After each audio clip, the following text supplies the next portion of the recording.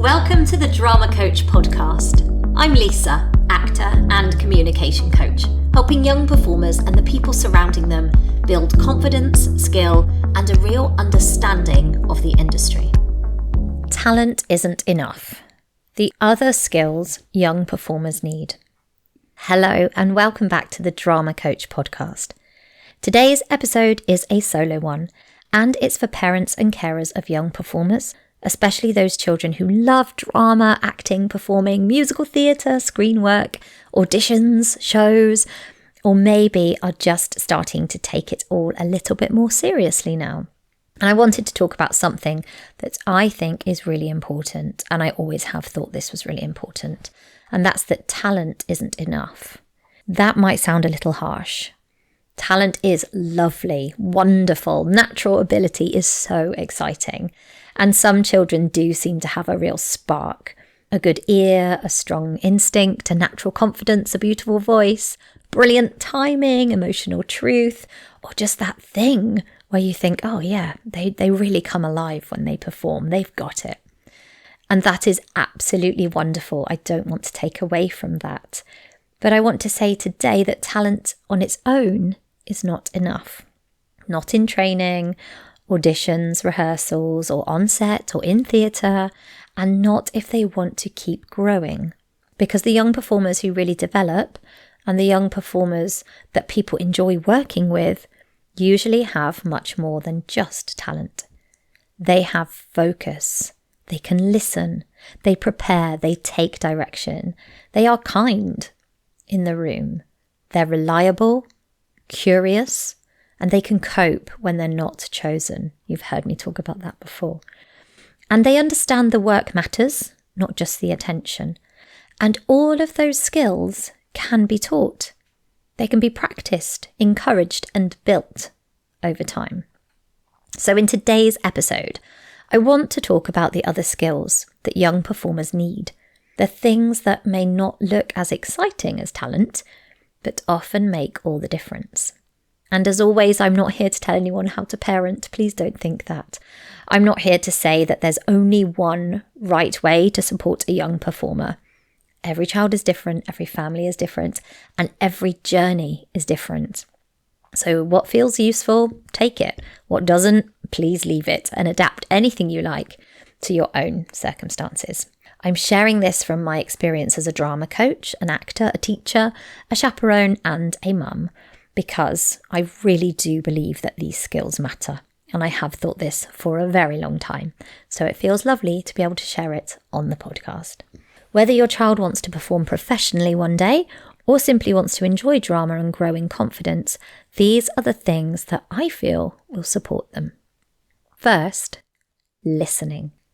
Let's start with listening, because listening is one of the most important skills in acting, and it's often one of the most overlooked. A lot of people think acting is about speaking, saying the lines, doing the accent, showing the emotion, being expressive, having your moment. But so much of acting is actually listening. Listening to the other actor, listening to the teacher or director, listening to what's happening in the scene, listening to the rhythm of the text, listening to the note you've just been given. A young performer who listens well is already ahead, because they're not just waiting for their turn to speak, they're responding. And that's where real acting starts. For parents, this is a really useful thing to look out for. Not just did my child say the line well, but did they listen to the other person? Did they respond to what's happening? Did they take in the direction? I do remember my child, her first ever time on set, and the director gave her a note, and I thought, no way. She said, yep, I've got it. I thought, no, she hasn't. And she had. I was completely wrong. She nailed it. She'd listened. She took it on board. And I was so impressed, because we'd probably focused on the doing, on the learning the lines, etc. But I was so impressed at her ability to listen, to take in the direction and make it a part of the very next thing she did. So if your child's beginning to take in direction, I think that is wonderful. And did they stay present when they were speaking? because a child can have a beautiful voice, great confidence, and loads of energy. But if they don't listen, they'll eventually hit a wall. Listening is part of the craft, and so is generosity. And I love to teach this because I've always advocated that children should be generous and kind to each other. Of course they should, especially in an industry that's previously been known to be so cutthroat. I've always wanted to encourage children to be kind to one another. But to think about it now, that it's actually a skill. It's not just being kind because you want to be kind and be a good person. That's great, that's wonderful, and that's where it should come from.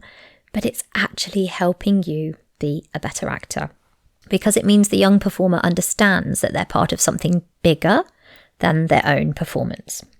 So focus, that's my next skill, focus. It can be hard for young performers, can't it, to focus? It can be hard for us all to focus sometimes. Not because they're doing anything wrong, but because drama spaces can be really exciting, can't they? There are friends, games, movement. There's also some waiting around. There's nerves, noise, and a lot going on, often in a drama environment. But focus really matters. And it means being ready to join in with whatever that is, the game, the scene, the performance. So in rehearsal, it means knowing when to chat and knowing when to work. In audition, it means being able to listen, reset and have another go. On set, it might mean waiting quietly for long periods of time and then being ready to do the scene when called, from off to on very quickly. That's not always glamorous. In fact, a lot of performing is not glamorous. There is waiting, repeating, listening, starting again, standing on a mark, being patient, being ready. So when a child starts to develop focus, that's a huge progress. It doesn't mean they're perfect. It doesn't mean they'll never get distracted. They're children. Even the adults get distracted, right? But it means that they're learning how to bring their attention back to the work. And that's a skill they will use everywhere. My next key skill is preparation. Talent might get somebody noticed, but preparation is what helps them keep improving. It doesn't have to mean hours and hours of intense work at home, although it can if you want it to. For a young performer, it might mean learning the lines, reading the scenes properly, knowing who they're talking to, understanding what their character wants, having the script ready, bringing the right shoes, clothes, equipment, knowing the song, practicing the speech, watching the self-tape back once, and noticing what could be clearer. I've talked a lot in a previous episode, a solo episode, about watching self-tapes back and self-tapes in general. And I think when the child can notice things about their self-tape, and I'm not talking about their appearance or they don't like their voice, but they can notice something practical about their self-tape, that's a really great skill to have. And these are simple things, but they do matter because preparation, it shows respect for the craft, for the teacher, the director, for the other actors, for the opportunity, the story, and of course for themselves as an actor and a performer and a young person. So I think it's important for the parents because often parents end up doing all of the preparation around the child. I know this. I have definitely been guilty of doing all this, the running around, the printing, the packing, the reminders, the emails, the organising, the line learning, the panic just before leaving the house or as that deadline looms. I think as a child gets older, if they can have more responsibility for that preparation, that is preparing them really, really well for the industry itself. Obviously, this is dependent on the child's age and their needs and what support they can have from you and should have from you. But over time, it's really helpful for a young performer to make and take more ownership over their preparation. I think they can be proud of even small ownership. Have you got your script? Have you looked at the scene? What do you need to take with you? Or when shall we run it? I've been organising my child's self-tape rehearsals and performance, but actually it can begin to come from her now a little bit more as she's older. If a young performer wants to be taken seriously, they need to learn that preparation is part of the job. It's not a punishment, it's not the boring homework, although I can definitely feel like line learning is the boring homework, the exciting bits after that, right? It is part of the craft. My next skill is taking direction. This one is absolutely vital. Taking direction. A young performer can be very talented, but if they can only do it one way, that becomes limiting. In drama, children will be asked to change things. Can you try that again, but slower? Can you make it less angry? Can you speak to one person, not the whole room? Can you make that more private? Can you pick up that cue? Can you stay still? Can you move onto that line? Can you try this as if you're hiding how you feel? The list is pretty endless for tweaks and directions and notes. And the skill is not getting it perfect straight away. The skill is about willing to try these things out. A child who can take direction, they learn faster. They become more flexible. They become more interesting to work with. And they begin to understand that acting is not about proving that they were right the first time. It's about exploring. And this is where we can help young performers reframe feedback. It's not an insult. It's a correction, not a failure. Sometimes it's just an exploration, not even a correction. The director just wants to try something different. It doesn't mean they were bad. Doesn't mean that they've failed. It means let's see what else is possible. And I think that's a helpful mindset because it's different, isn't it, than school when perhaps the feedback is really clear and obvious most of the time, whereas in drama it can be creative, it can be an experiment, it's an art form, and there's no real right or wrong in terms of trying out direction. So the performer who can say, okay, I'll try it, they're the one developing something really valuable. So springboarding on very nicely from taking direction is resilience. This is another skill performers need and links really well into taking on that direction. I don't mean being really tough and hard and pretending not to care at all, or brushing everything off or it's fine when actually they're really disappointed or upset. I mean learning that disappointment is part of the process and it doesn't have to define the child. They may not get the part many times. They may not get the recall, the solo, may not get the mark they hoped for in a particular exam, like a performing exam, or that scholarship they've gone for. They may not get chosen for that team, show, agency, audition, etc. And that can really hurt. Of course it can. But resilience is the ability to feel disappointed and still know that they're okay. That's the key, I think, to keep coming back, to keep learning, to stay open, and not to make one result mean absolutely everything. This is especially important in acting because casting is not simply a reward for being the best. Far from it. It's about fit. I've talked about this lots on my socials, in the podcast. It could be age, height, look, voice, energy, availability, family match, chemistry, experience, location, the needs of the story. The list goes on and on. It can be so many things as to why your child is not cast. And if they learn that early on, that not being chosen doesn't mean they're not good, I think that would really protect them if they can learn that. Not being chosen does not mean you're not good. That's a lot of negatives, isn't it? So yes, if you're rejected, for want of a much nicer word, I talk a lot about reframing rejection, it doesn't mean you lack talent. We've said this is all about talent isn't enough. That's why you need all of these other things, because you've probably got talent, and talent won't be enough to pick you. And even all of these other attributes still won't sometimes be enough for you to get cast, because there are a million pieces of the puzzle that casting are trying to fit. Next point then, more cheerful. Kindness. Let's talk about kindness. This is one of the things that I love the most And it can sound soft, but it actually matters enormously. Kindness in a drama room is practical. It means supporting others, not laughing when someone gets it wrong, not pulling focus when it's someone else's turn, not making another child feel small, celebrating someone else's success. That can make us feel great, can't it? Being generous in a scene, helping create a room where people feel brave enough to try. In the industry, I would argue that kindness matters too. People remember how you make them feel. They remember whether you were respectful, whether you listened, whether you were patient, whether you were easy to work with, whether you treated people well when you weren't the centre of attention, or perhaps when you are as well. Of course, young performers are still learning.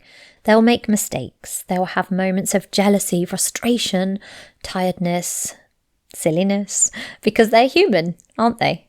They're human, they're children. But kindness should still be part of the training, in my opinion, because the child who learns to be generous in the room is not only becoming a better performer, they're becoming a better company member, and that really counts.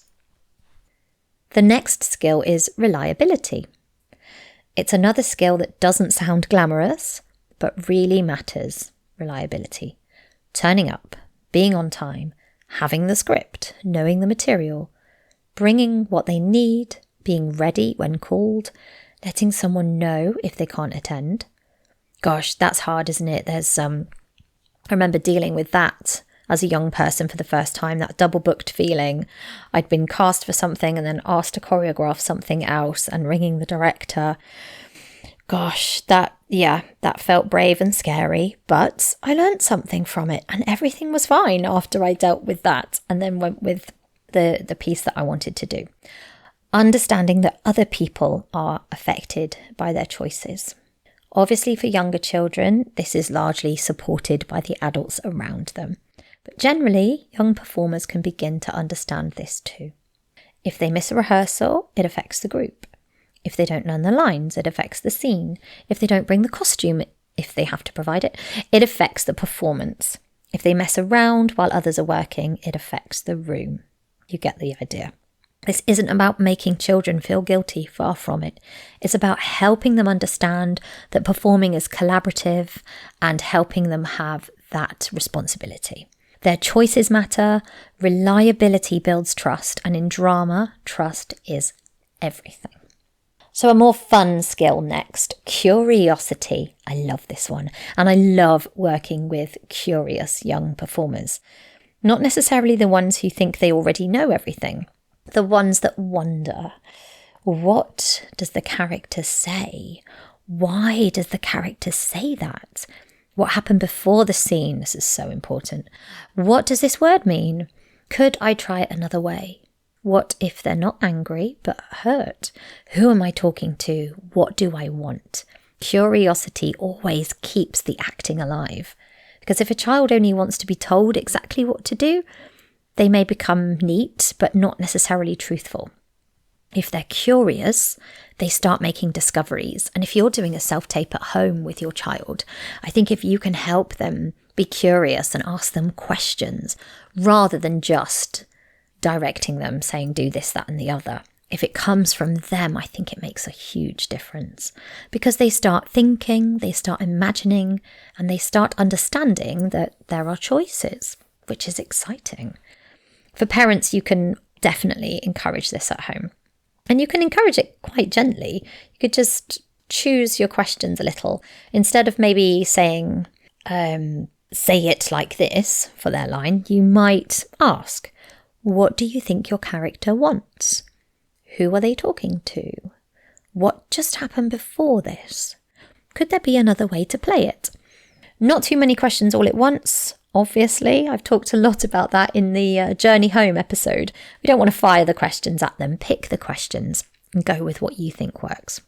We don't want to turn this kitchen table into a rehearsal interrogation room, but a little curiosity can help a young performer move beyond just learning their lines.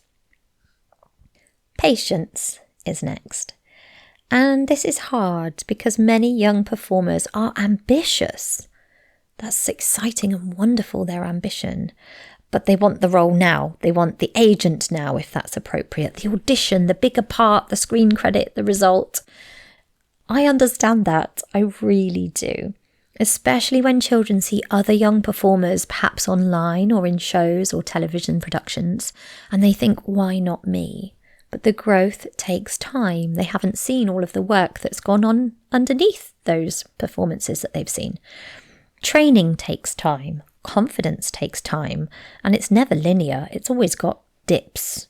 It's always growing, but it will have dips. So take that in mind. If you worry about, and I have seen this before in students that I've taught, it can be worrying and you think, oh, they're going backwards, but actually they're just going through something, making a change, making a shift, and they come out more confident the other side. Always support them through that. Good acting takes time. Building trust definitely takes time. And learning how to handle the industry certainly takes time. Patience doesn't mean a lack of ambition. It means understanding that you don't have to rush every stage. A young performer can enjoy the class that they're in now. They can learn from the smaller role. They can build skills before chasing those credits, and they can develop steadily. Sometimes the healthiest thing is not to jump straight into the next big thing, but I know how tempting it can be, and if it works for you, then go for it. Sometimes the healthiest thing is to just build properly and steadily. My next point then is being able to work as part of a team. Drama is not a solo sport. Perhaps when you're delivering that monologue, but other than that, there's quite a few times where a monologue might be just your audition, so therefore it would be your solo moment, wouldn't it? But in an entire production, it's more than just a solo sport. In actual fact, I'd even go so far as to say that even when you're performing a monologue, you're still working with a story, an audience, an imagined relationship, some direction, the idea of space and timing. So even that is still not a solo sport. In most settings, you are part of a group. So young performers need to learn how to work with others. They need to share ideas, accept someone else's idea, learn compromise, learn how to support the scene, how to let someone else have focus, how to stay engaged when they're not the main character. This can be really hard for children, especially if they really love performing, but it is important because not every role is the lead. Not every moment belongs to them. And actually, the performers who can support the whole piece often become much stronger actors. They understand story, they understand rhythm, they understand generosity, and they understand that being good is not always about being noticed. This is a really mature skill. My penultimate skill is professional behaviour, in a child-appropriate way, of course. I'm always careful with the word professional when we're talking about children, because children are children, they're not tiny adults. They need protection, support, breaks, food, rest, kindness, and age-appropriate expectations. But even within that, they can begin to learn professional habits in a child-appropriate way. Things like saying hello, listening when someone's speaking, being polite, not interrupting constantly. Oh, I was definitely guilty of that as a child and probably now still as an adult. Waiting their turn, trying again, looking after their script, respecting the space, and thanking people. These kind of things matter. And they don't squash personality. They don't make children robotic. They simply help them understand how to be in a room with others. A child can be both playful and professional.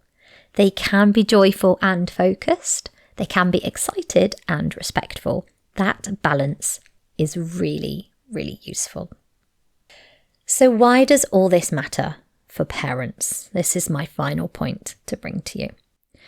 Because sometimes when a child is talented, the adults around them can accidentally focus only on that. She's so talented. He's a natural. We've all heard it, haven't we? They were born for the stage, that they're the best in the class. And that can feel lovely, but it can also create pressure. Because if a child starts to believe their value is in being naturally good, they may become afraid of challenge. They may avoid things they can't do instantly. They may struggle with feedback. They may feel threatened by other talented children. They may think making an effort means they're not as talented as everybody said. So it's really helpful to praise more than just their talent, which this whole episode was about. So these are the other things you can praise. Praise the effort, the listening, the preparation, praise kindness, praise courage, praise the improvement, how they handled a note, how they supported someone else, and praise the way they kept going. Instead of only saying, "You're so talented," maybe you might say things like, "I loved how prepared you were. You really listened in that scene. You took that note so well. You were kind to the other performers. You kept going when that bit went wrong.